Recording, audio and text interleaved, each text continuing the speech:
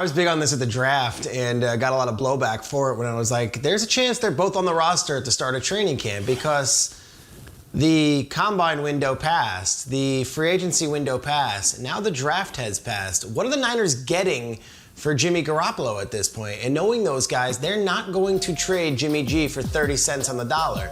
But any opportunity for them to get a player in return of great worth to them or a draft pick that was going to help them in the immediate short term, they're gone. The window's gone. You also add in a shoulder surgery where a lot of teams on the market are like, maybe if we didn't have a guy coming off shoulder surgery, we had a chance to look at him and see how the rebuilt shoulder looks, we would trade for him, but we're going to hold off. It's not going to be us. Someone else go. So it's this interesting simultaneous thing of the market disappearing and then the market maybe not being as rich as they would have hoped when the season ended.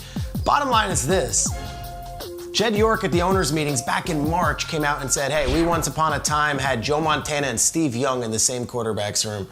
We can do anything we want at this point. And Jimmy Garoppolo is that type of player where he isn't this toxic firebrand. He isn't this egomaniac. Jimmy Garoppolo has always been the guy that you roll the ball out, he's going to compete. He's going to keep his mouth shut, and the guys around him are going to either follow him or they're going to, behind his back, say, we actually love that dude, all right? So you don't hear any negative words on Garoppolo, and I think this might be one of the deals where he understands a contract situation. 1 year, it's about $25 million this year.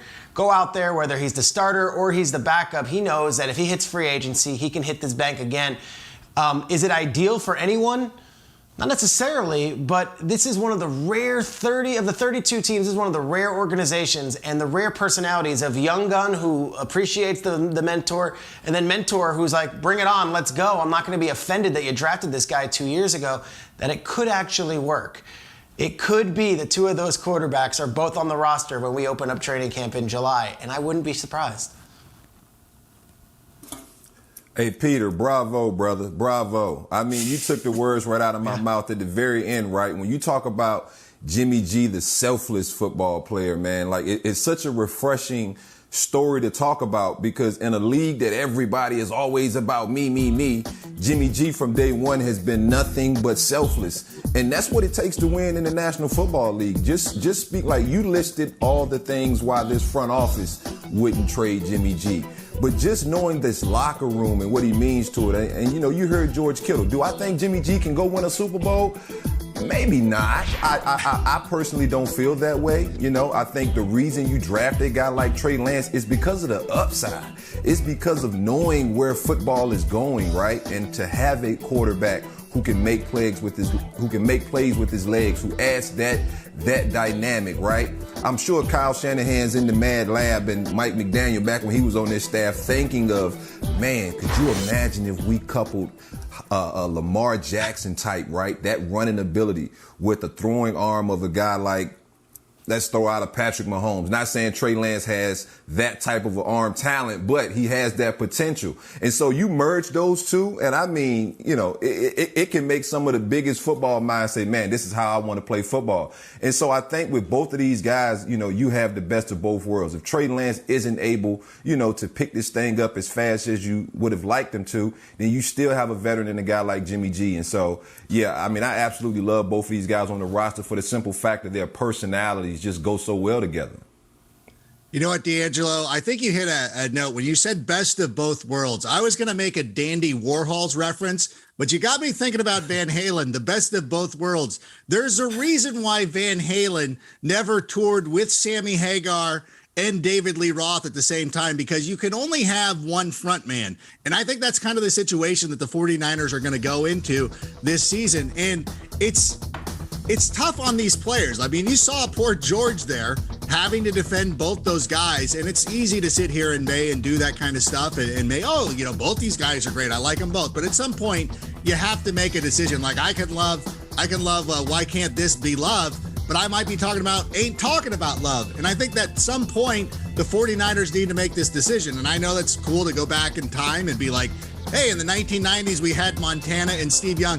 That was a terrible thing. That actually didn't work out as smoothly as they want. I was alive in the 90s. You can't fool me. These Gen Z kids, you can snow them, but not me. I know it was an awful situation, and you didn't even have social media back then. So I think the 49ers, I know you want to get the highest value for Jimmy Garoppolo, but you got to make that call. Kyle Brandt may be out, but the pop culture references that I don't get are still alive and well on this show. Oh. I'm sorry. Van Hagar. I feel like if Trey Lance was ready to be the starting quarterback on this football team, we would have seen way more of him this past season. I doubt that much has changed over these past few months. And also another thing that Kittle said this past week about Jimmy G, he is a professional through and through. Jimmy G takes notes every single meeting. He asks questions every meeting. He's in his books.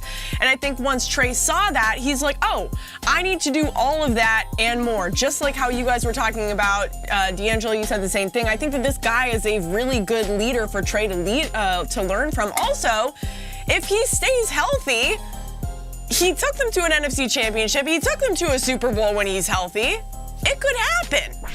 I think that they should keep both of them. That's what I think. Yeah, and look, I speak to those Niners guys, and in the Niners blogs aggregate a lot of what I say because they know that I'm in the ears or getting feedback from them. And earlier this offseason, I was like, we haven't heard that Trey Lance has been all that good. I've gotten a lot of blowback from that personally, from people in the organization saying, you're not here.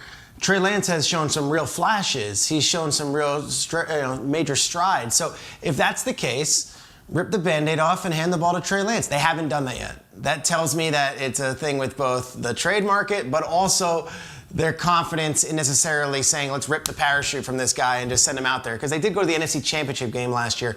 And my last point, Adam Rank, I appreciate the pop culture references.